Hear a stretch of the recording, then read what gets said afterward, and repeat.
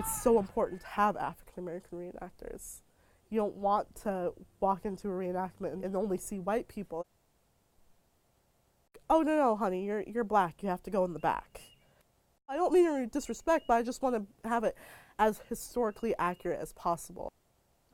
When I do speak with African Americans about being an African American reenactor, there's a lot of one side there's a lot of support, on the other side there's zero understanding, no questions asked, like, what is wrong with you? And what I usually say is that this is not a time period where African Americans were invisible.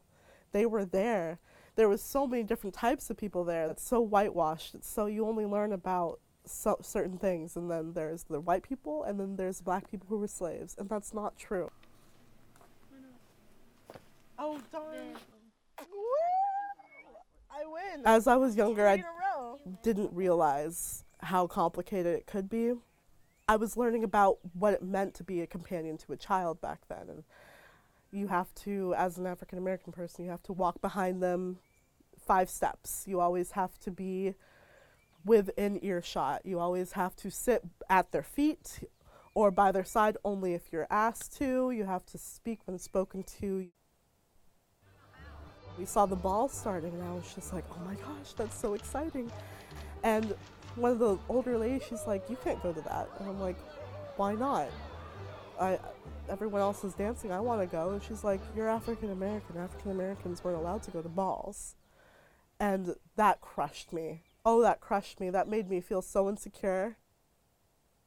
A lady came up to me, and as an African American, I wear a head wrap with my outfit, and she's like, you're Aunt Jemima. And I was just like, what are you talking about? She's like, well, you're wearing a head wrap, you're like Aunt Jemima. And I'm like, no.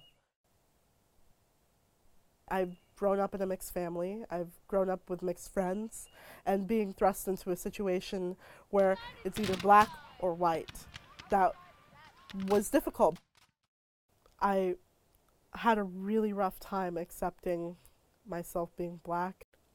I'm not gonna lie, I have wanted to do that. I have wanted to feel like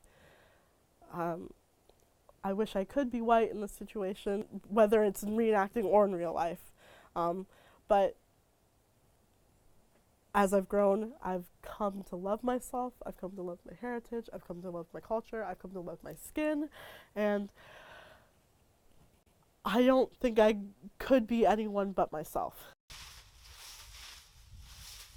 I feel like it's important for me to be the one to portray it if no one else is going to.